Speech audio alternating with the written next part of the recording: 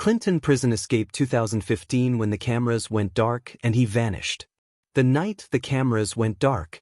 Hit subscribe, like, and comment, because what you're about to hear is the kind of story prisons wish the world would forget. The snow outside Clinton Correctional Facility fell in slow, heavy sheets that December night. The walls of the century-old prison, thick, gray, and endlessly towering, looked like they were carved out of the cold itself. Inside those walls, inmates settled into their bunks while correctional officers walked their usual routes, repeating the same routines they'd performed thousands of times before. Nothing seemed unusual. Nothing seemed wrong. Not yet. Just after 11:30 p.m., Officer Ramirez noticed something that made him pause. One of the security monitors at his station flickered. A brief static glitch, nothing more. This facility wasn't new, and the old wiring sometimes reacted to weather shifts.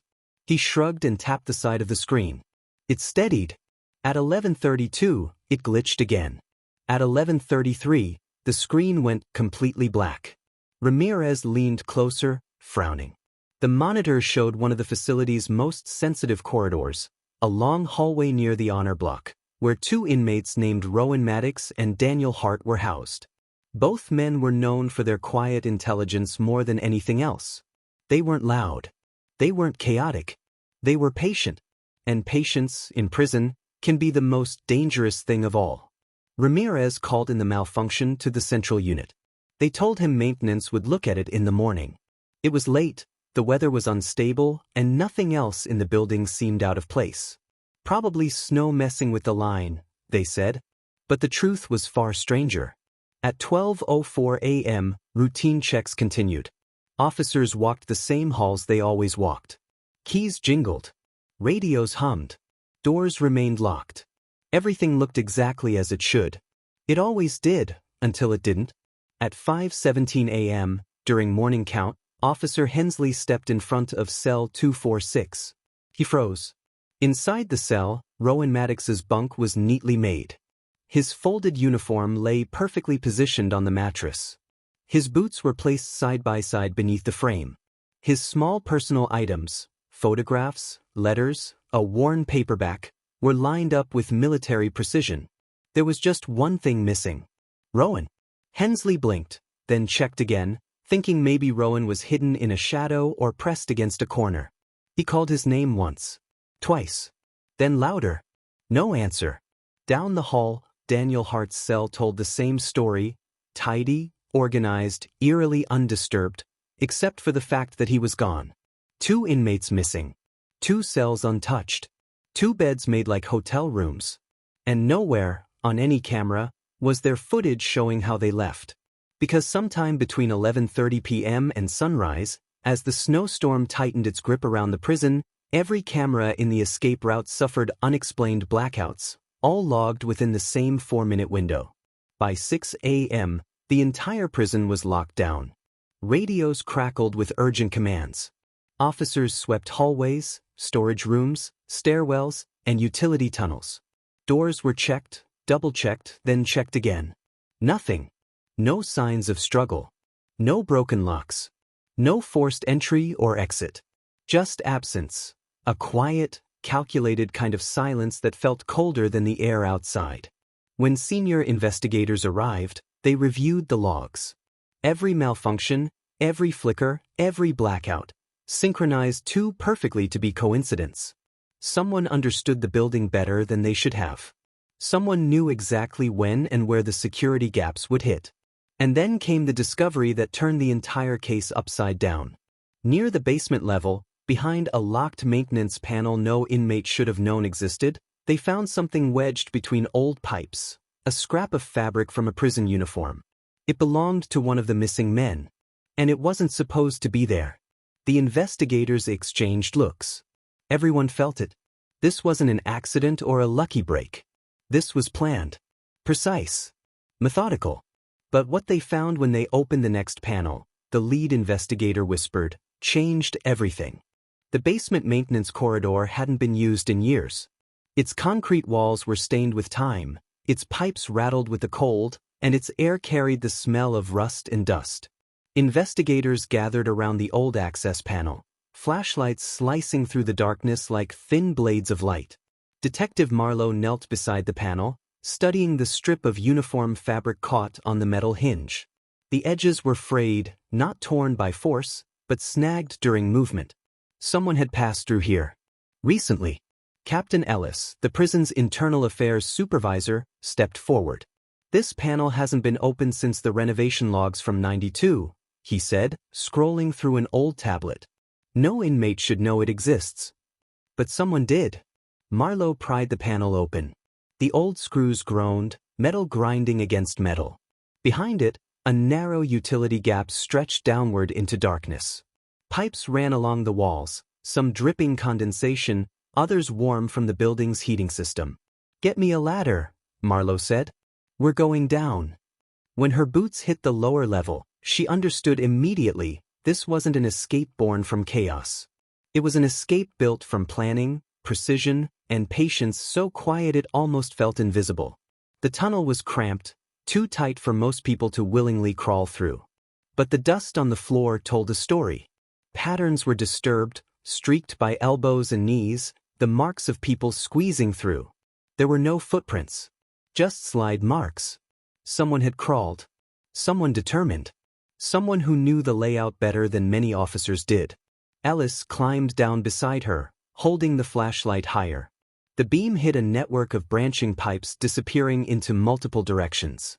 "This entire system was sealed off decades ago," he muttered. "Even maintenance staff barely know the layout." "Then how did inmates know it was here?" Marlowe asked.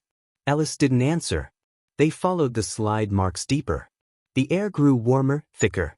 The hum of the prison above echoed faintly through the steel pipes. Marlowe paused when she saw impressions on the dust, flattened spots where someone had paused to rest. They had been down here for hours. Methodical. Focused. When they reached a split in the pipe network, Marlowe spotted something wedged between the valves, a neatly folded piece of paper sealed in plastic. Her pulse spiked. She carefully opened it. A map. A hand-drawn map. Not of the prison itself, but of its understructure, pipes, ducts, maintenance shafts, and access points that weren't supposed to be known. Ellis exhaled, stunned. This map? This is accurate to the original blueprint. These tunnels were supposed to have been blocked off. "How many people have access to the original prints?" Marlowe asked. Ellis swallowed. There was hesitation in his answer. "Only the engineering department. And upper administration." "And inmates?" Marlowe pressed. "None," he replied.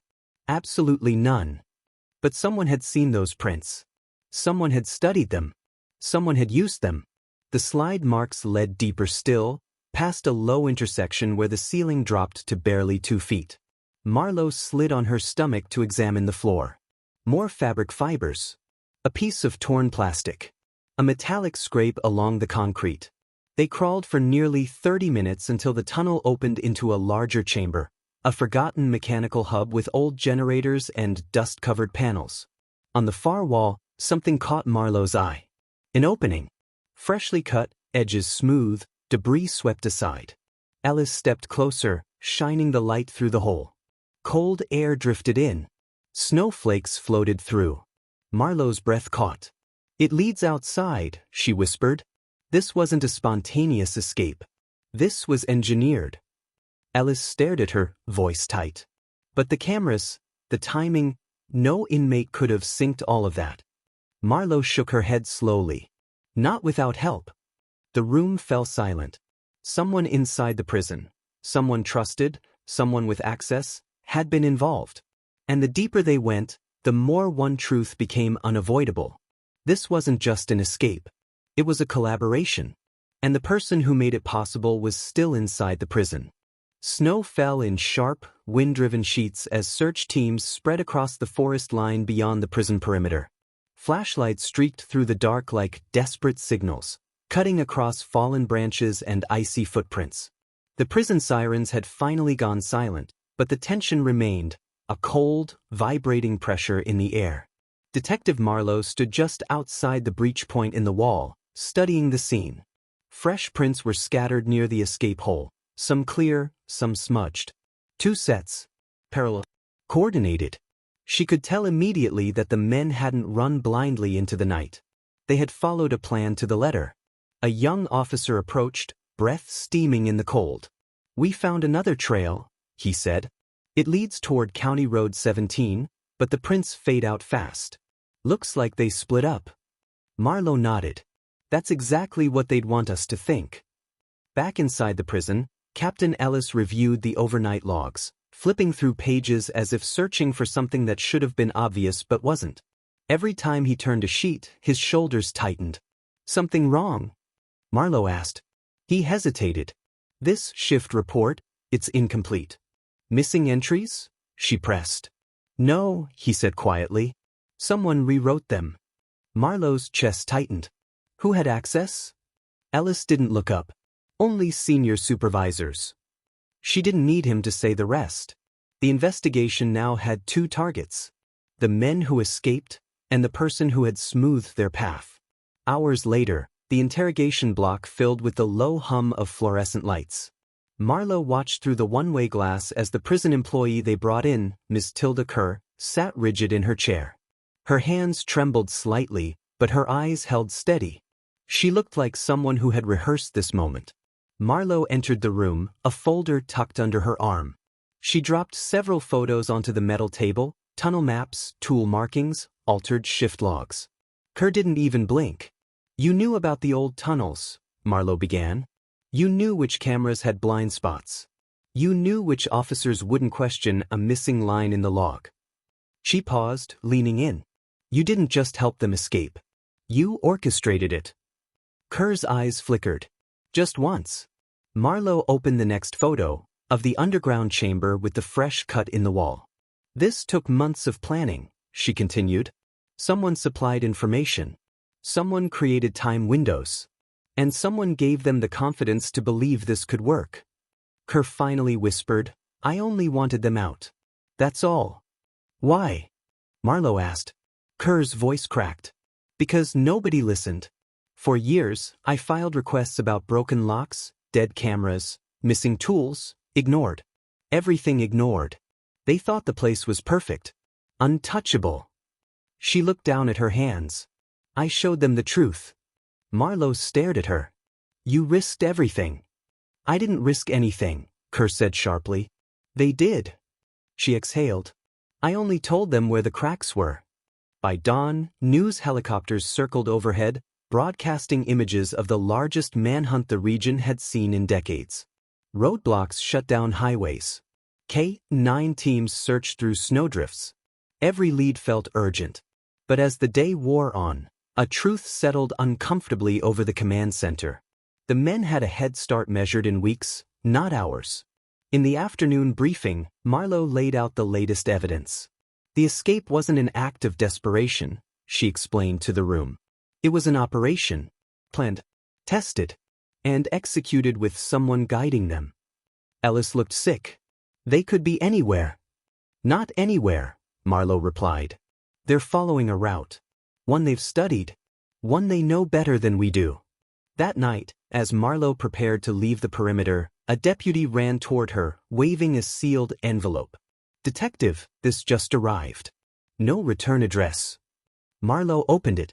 Inside was a single photograph, grainy, blue-tinted, taken from what looked like a highway rest stop camera. Two shadowy figures walking side by side. On the back was a handwritten line: "If the cameras hadn't gone dark, you never would have noticed." Marlowe stared at the message, her breath clouding in the cold. They hadn't just escaped. They were watching. And somewhere out there, beyond the searchlights and roadblocks, they were already one step ahead.